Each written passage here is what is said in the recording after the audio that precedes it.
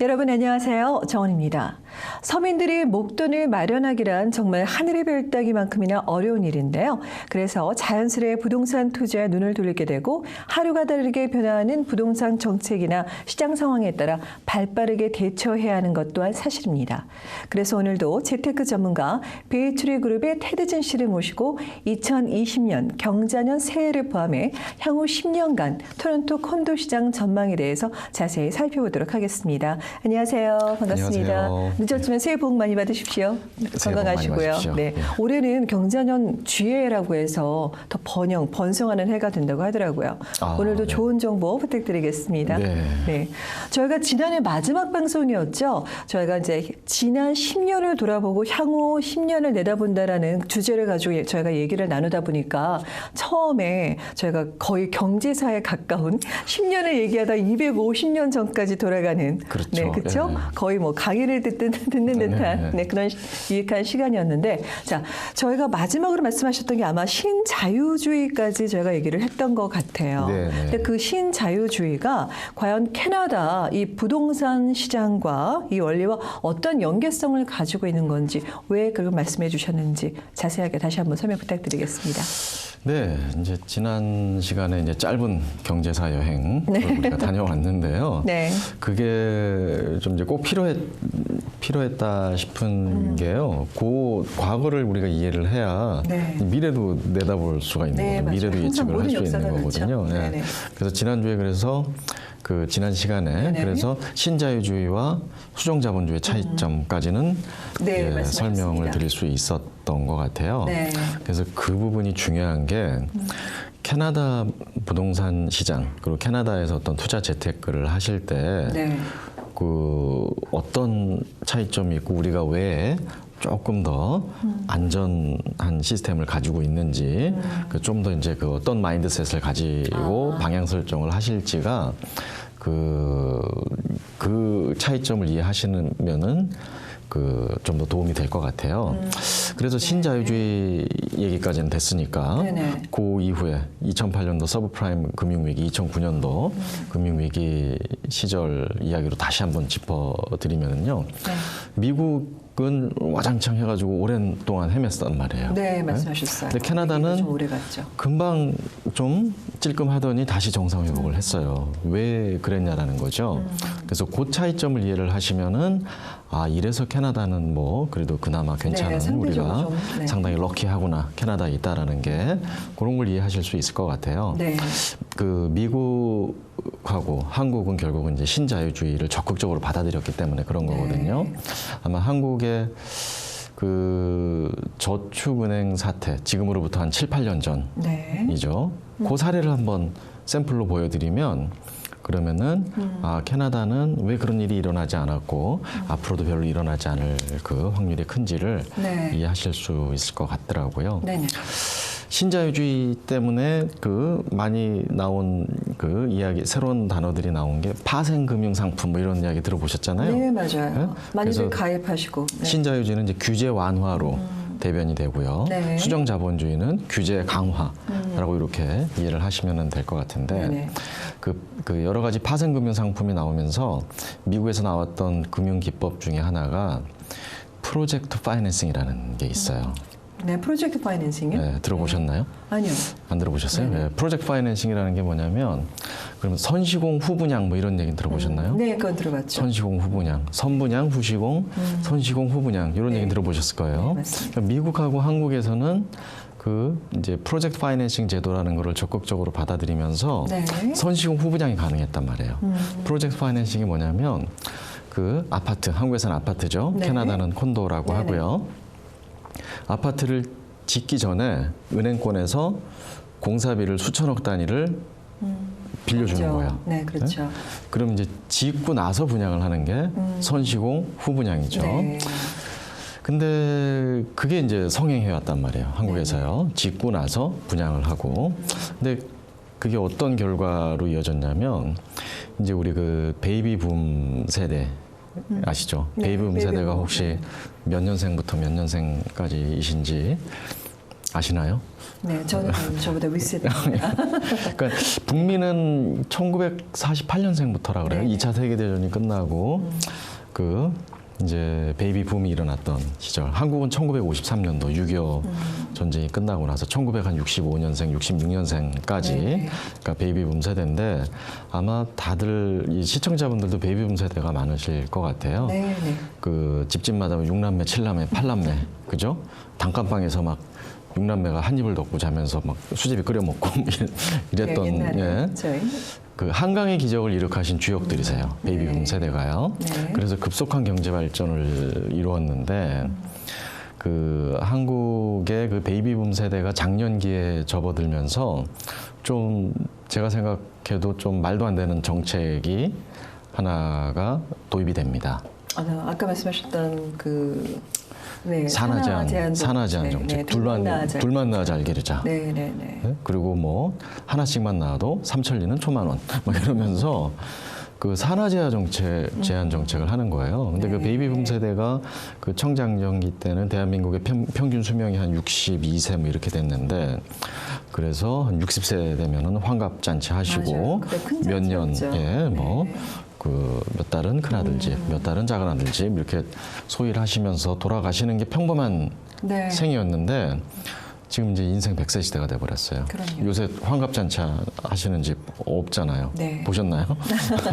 칠순잔치도 안 해요. 네. 80대 중반 넘으신 할아버님, 할머님들도 뭐 탁구 열심히 치러 다니시고 막 골프 치러 다니시고 뭐 이러시잖아요. 네, 이제 장편의 시대가 됐죠. 네. 그러니까 인생 100세 시대가 됐는데 아이들은 별로 안 낳았어요.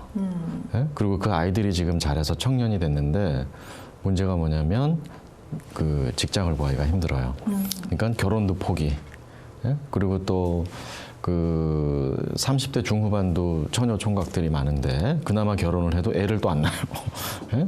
요즘 그쵸, 맞아, 큰 문제로 네, 예, 네, 그런 되고 있죠. 시대가 돼버렸기 때문에 네. 그 베이비 부모들이 또 한국은 특히 문제가 국민연금 제도가 발달이 안 됐단 말이에요.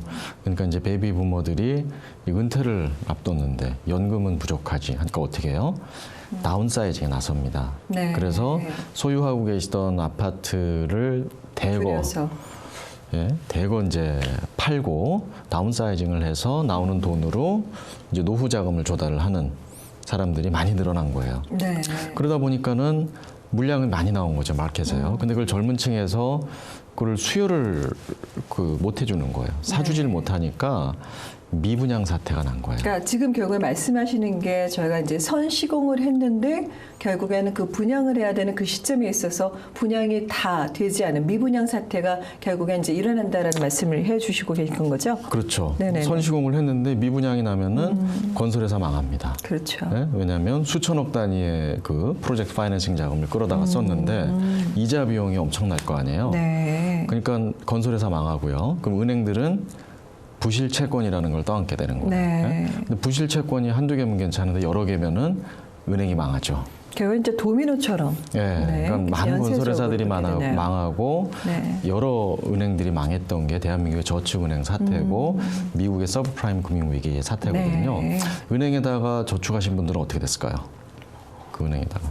저도 경험을 했었습니다. 물론 이제 같은 시대는 아닌 것 네. 같고요. 네, 원금도 못 찾고. 원금도 못 찾고 네. 돈을 날리신 분들도 많고 네. 막 그때 말이 많았었죠. 맞아요. 강남 불패신화가 무너졌던 네. 사례 불과 얼마 전 이야기예요. 맞습니다. 근데 캐나다는 그런 일이 안 일어났다라는 거예요. 네? 이제 그만큼 어떤 위험 요소가 적었던 거네요. 그죠? 캐나다는 이제 수정 자본주의 시스템을 좀 고수를 했다라는 게 뭐냐면 캐나다의 은행들은 우리는 프로젝트 파이낸싱 같은 거 안 할래요. 이렇게 했던 거예요. 우리는 건설 자금 융자는 해드릴 수 있어요. 네. 대신에 분양률을 먼저 달성을 해 오세요. 이런 요구를 한 거예요. 지금도 그렇잖아요. 지금도 그래요. 그렇죠? 캐나다는 선분양 후시공이에요. 그래서 네. 프로젝트 파이낸싱 제도라는 게 없었고, 그러니까 그 서브프라임 금융 위기가 터졌을 때도 그 망한 은행들 별로 없었고요. 네. 망한 건설회사들 별로 없었다라는 거죠. 그래서 금방 회복을 합니다. 네. 잠깐 이제 미국발 글로벌 금융 위기가 터지니까 뭐 캐나다도 영향을 받기는 잠깐 그렇긴 받았는데 하겠죠. 네. 오히려 모두가 다 예측을 이게 콘도 시장도 상당히 휘청거릴 것이다라고 했는데 오히려 많은 물량이 분양이 되면서 금방 이제 회복을 하는 그런 모습을 그 확연하게 차이가 나나요? 말씀하셨던 네. 미국과 한국과는 달리 이제 캐나다, 저희가 지금 현재 살고 있는 캐나다는 조금 안정적이었겠어요. 그렇죠? 네. 지금 현재까지도 마찬가지고 네. 그래서 조금 보수적이고 좀 강화하는 그런 정책들이 사실 저희가 되돌아보면 저희 서민들한테는 서민 경제에는 상당히 도움이 됐던 것 같습니다. 네, 그렇게 이제 안정적이고 보수적인 금융 시스템을 가지고 있고 정책들을 가지고 있기 때문에 체질적으로 다르다라는 거예요. 미국하고 캐나다하고 네. 이제 한국하고 비교하면요. 그래서 좀 더 그 안심하고 임하실 수 있는 그런 계기가 되지 않을까 싶고요. 그렇게 해가지고 2012년도까지는 이제 순풍에 돛을 단 듯이 네. 이제 분양 물량들이 역대 최대 네, 맞아요. 분양 물량을 기록을 하면서 그렇게 이어져 왔고요. 그러니까 지난 시간에 말씀을 못 드렸던 이제 2012년부터 15년 사이 네, 이야기. 최근에. 네. 예. 2012년부터 15년 사이에는 어떤 일이 있었느냐 하면은요.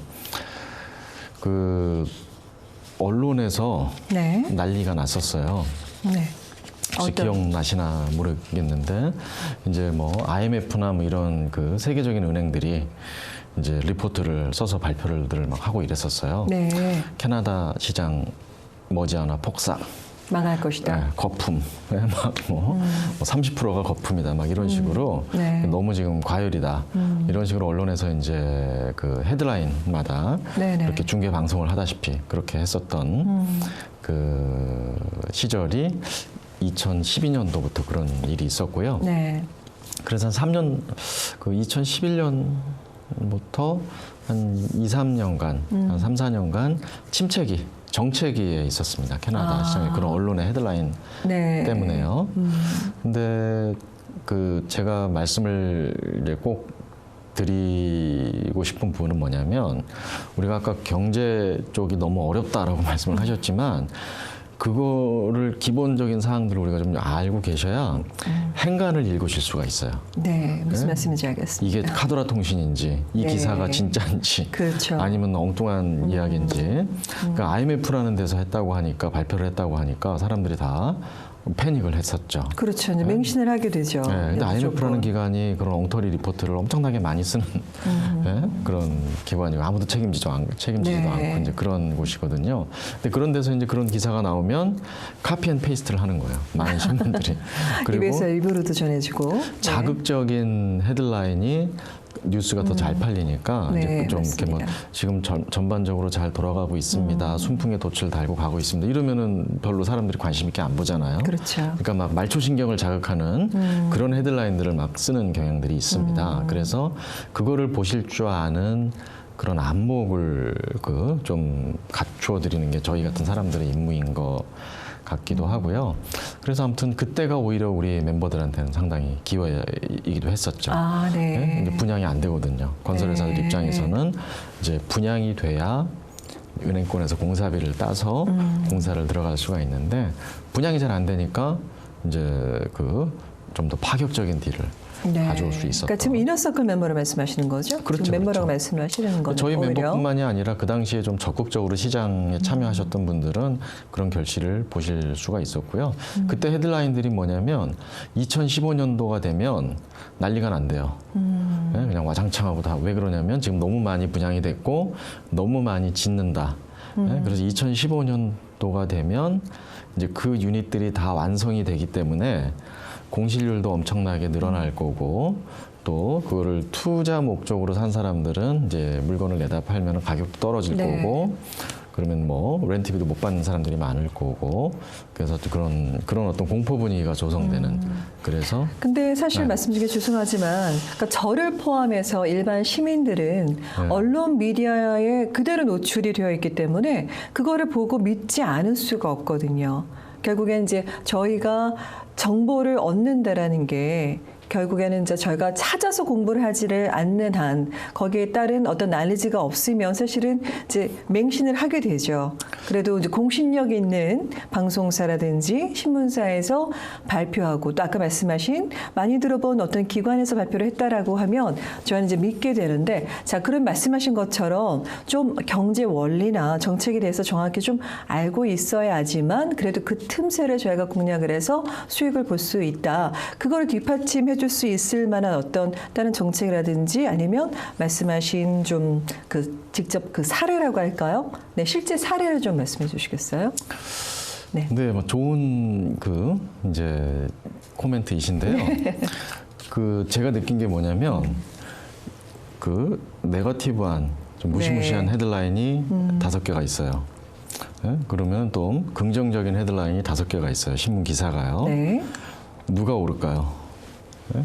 근데 대부분의 사람들 눈에는 좀 이렇게 자극적인 기사가 눈에 띄는 거죠. 그렇기도 하고 네. 또 조심하려는 경향이 있죠. 네, 네, 동일한 일반적으로. 시점에 찾아보면 이 경제학자들이 다 견해가 다릅니다. 네. 예? 네. 한 반은 밝게 보고 네. 반은 어둡게 보는데 네. 일반 소민들은 어둡게 보는 쪽으로 좀 더 시선을 두시기 마련인 것 같아요. 네. 그래서 정보가 재산이라고 그러잖아요. 네. 그래서 시간 투자를 조금 하셔야 된다라는 거예요. 그래서 저희가 같은 사람들이 하는 강좌 같은 것도 들어보시고 나만의 그 소신 정도는 있으셔야 된다라는 거죠. 사실 이제 제가 궁금해서 다른 질문을 중간에 이렇게 또 드리기도 했는데 그럼 그런 얘기는 사실 뭐 그때뿐만이 아니고요. 지금도 만연하잖아요. 지금도 있어요. 그렇죠? 네. 뉴스 틀기만 하면 나오는 게 뭐 한국이나 뭐 캐나다도 마찬가지로 부동산 정책 계속 변화하고 있고 또 부정적인 견해들 시각들이 많아요. 칼럼 쓰시는 분들도 그렇고 그러면 저희 같은 서민들은 갈팡질팡 할 수밖에 없거든요. 네. 그러면 도대체 3년 뭐 짧게는 3, 4년 후에는 어떻게 될 것인지도 궁금하고요. 그럼 과연 저희가 다시 돌아와서 본론으로 2015년에는 어떤 일들이 있었던 건가요? 그러면 2015년에 그 이제 그 이전에 그 헤드라인들, 악성 헤드라인들이 또 악성 그 기사들이 주장을 했던 그런 일이 안 일어났죠. 네. 2015년도에 오히려 더 그 이제 가격도 더 오르고요, 렌트도 잘 나갔고요. 네. 이제 그렇게 됐던 것들이 그 캐나다라는 부동산 시장의 좀 특수한 성격이 이민자들이 계속 들어오잖아요. 네. 인구가 들어오잖아요. 그쵸. 제가 지난 시간에 누차 말씀을 드렸던 것처럼 지금 전 세계는 도시화 현상, 예? 상경 행렬이 이어지고 있고 네, 맞아요. 또 캐나다는 집중하죠. 더군다나 또 우수 인재들을 매년 수십만 명씩 받아들이고 있고 네. 그 인재들이 대부분 다 토론토로 오고 싶어 하고 아무래도. 있다라는 네네, 거죠. 그러니까 그 대부분. 수요층들은 무시를 못하는 거예요. 그러니까 렌트 다 잘 나갔고요. 그리고 그 이 콘도를 건물을 짓는다라는 게 그 2015년도까지 다 완공을 시킬게요 해서 다 완공을 시킬 수 있는 건 아니거든요. 네, 항상 여러 가지, 조금씩은 지연되는 것 같아요. 네, 여러 가지 이게 무슨 뭐 공장 생산 라인에서 찍듯이 막 찍어낼 수 있는 게 아니기 때문에 그걸 이제 뭐 좀 경제학적인 용어로 공급 비탄력적이라고 해요. 네, 이게 어떤 뭐 그 제조업 라인에서 찍어낼 수 있는 게 아니니까 네. 네, 그런 부분들이 있다라는 거예요. 그래서 그 좀 무시무시한 헤드라인이 나오면 이제 공급이 또 줄어듭니다. 그래서 잠깐 그 찔끔하는 순간이 오더라도 그렇게 되면은 공급이 대폭 줄어드는 효과가 있기 때문에 다시 또 올라가는 그런 상황들이 연출되는 경우도 많고요. 네. 그리고 2015년도에는 어쨌든지 그 이전에 그 네거티브한 헤드라인이 예상을 했던 것처럼 그런 일은 일어나지 않았고요. 정부 입장에서는 그 이 부동산 시장을 그 가격이 떨어지는 걸 원하지는 않아요. 네? 네. 가격이 떨어지면은 아주 큰 불황이 옵니다. 네, 예? 맞습니다. 이게 부동산 네. 시장만이 누차 문제가 아니라, 말씀해 주셨죠. 그러니까는 가격이 잠깐 찔끔하고 주춤할 수는 있겠지만 그렇게 되면 다시 가격을 올리는 정책들을 대출 규제를 완화한다든지 돈을 더 푼다든지 금리를 낮춘다든지 이런 정책을 할 수밖에 없다라는 거예요. 그러니까 그 일희일비할 필요는 없다라는. 네. 그러니까 사소한 것 네. 하나하나에 저희가 다 신경을 쓰다 보면 결국 큰 것을 놓치게 네, 되기 큰 마련이게 틀을 되죠. 보시라는 거예요. 큰 그렇죠. 그림을 보시고 네. 그 제대로 기본적으로 내가 알아야 될 거는 좀 아시고 네. 안목을 가지시라는 얘기죠. 알겠습니다. 말 그대로 뭐 전망이기 때문에 그렇죠? 네. 그건 꼭 맞을 수도 있고 또 틀려도 조금 비껴갈 수 있고 말씀하신 것처럼 아주 나쁜 경우를 저희가 대비해서 안전하게 투자하는 방법도 있으니까 네, 긍정적인 마인드를 갖는 그 마인드셋 자체가 중요한 것 같습니다. 고장난 시계도 하루에 2번은 맞는 거잖아요. 네? 표현이 그러니까 재밌으시네요. 언젠간 맞을 수가 있다고요. 네. 맞더라도 뭐 이렇게 네. 투자는 항상 리스크가 알겠습니다. 있는 거고 네네. 그 리스크를 어떻게 하면 내가 최소화할 수 있는가 네. 그 부분만 염두에 두고 임하신다면 뭐 괜찮을 것 같아요. 네, 예. 잘 알겠습니다. 오늘은 이제 2015년까지 저희가 왔네요. 그러면 이제 다음 시간에는 2015년부터 그 이후부터 이제 최근까지 시장을 한번 다시 한번 검토를 해보도록 하고요. 그 이후엔 정말 저희가 걱정하는 앞으로의 올해 이후에 어떤 그 시장에 대해서 코너 시장에 대해서 전망을 해보도록 하겠습니다. 알겠습니다. 네, 다음 시간에도 또 재미있는 말씀 기대하도록 하겠습니다. 네. 네, 감사합니다. 2020년 경자년은 흰 쥐띠의 해라고 하는데요. 번식과 번영을 상징하는 쥐처럼 올 한 해 더욱 번성하는 여러분의 가정이 되시기 바랍니다. 시청해 주신 여러분 고맙습니다. 감사합니다. 수고하셨습니다. 헤어 협찬 김은한 헤어살롱 제공입니다.